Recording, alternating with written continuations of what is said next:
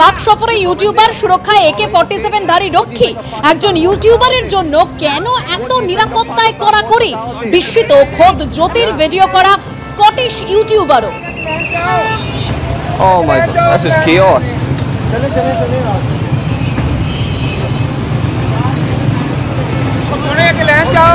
So yeah guys, new Anarkali Bazaar. Sorry boss. Although it is a big group, so I'm not sure.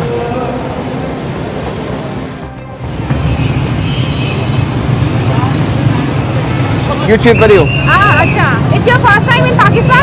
No, about 5 times. 5 times? Yeah. How will you feel about Pakistan? I love it, Pakistan. That's great. Do you have to come to India? Have you ever come to India? Yes, I've been to India, yeah. I'm from India. You're from India? Yes. Alright, okay. Yeah. What do you think of Pakistan hospitality? Yeah? What do you think of Pakistan hospitality? It's great. Yeah. I'm loving. Oh my god, this is chaos.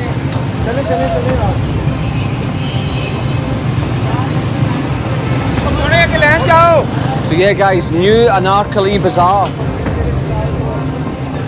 Sorry boss. Although it is a big group, so I'm not sure.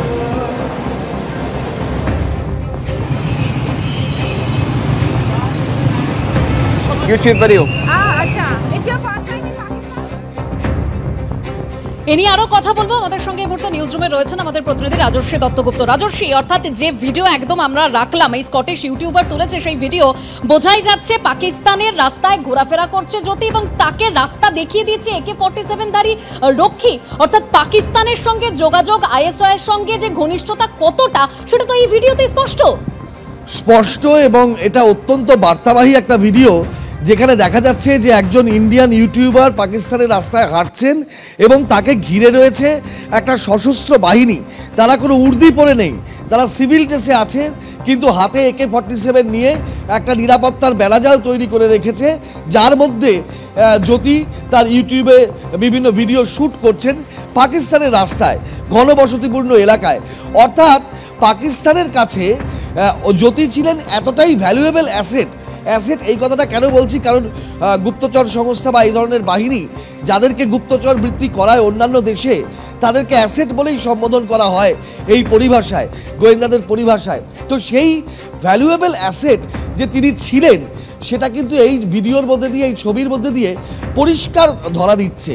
এবং এইভাবে সশস্ত্র বাহিনীর ঘেরাটোপে পাকিস্তানের রাস্তায় তিনি দিনের পর দিন শ্যুট করেছেন, একাধিকবার পাকিস্তানে গেছেন এবং পাকিস্তানের সাথে তার ঘনিষ্ঠতা, পাকিস্তানে তার যে নিরাপত্তা, এটাই স্পষ্ট করে দিচ্ছে তার পাক যোগাযোগ। এবং সেই জায়গা থেকেই জ্যোতি এখনও অত্যন্ত গুরুত্বপূর্ণ এবং তার ল্যাপটপ থেকে প্রচুর তথ্য ভাণ্ডার উঠে এসেছে এবং সেগুলোকে রিট্রিভ করে সেগুলোকে এখন গোয়েন্দারা অ্যানালিসিস করছেন এবং তার থেকে আরও তথ্য পাওয়া যাচ্ছে, আরও ভিডিও পাওয়া যাচ্ছে। এইগুলোই এখন খতিয়ে দেখার যে কতটা গভীরে এই সম্পর্ক গেছিল এবং ভারতের কি কি তথ্য পাচার হয়ে গিয়ে থাকতে পারে পাকিস্তানের হাতে, সেইটাই কিন্তু এখন খুঁজে বের করার চেষ্টা চলছে। ধন্যবাদ Rajarshi. Oh my god, this is chaos.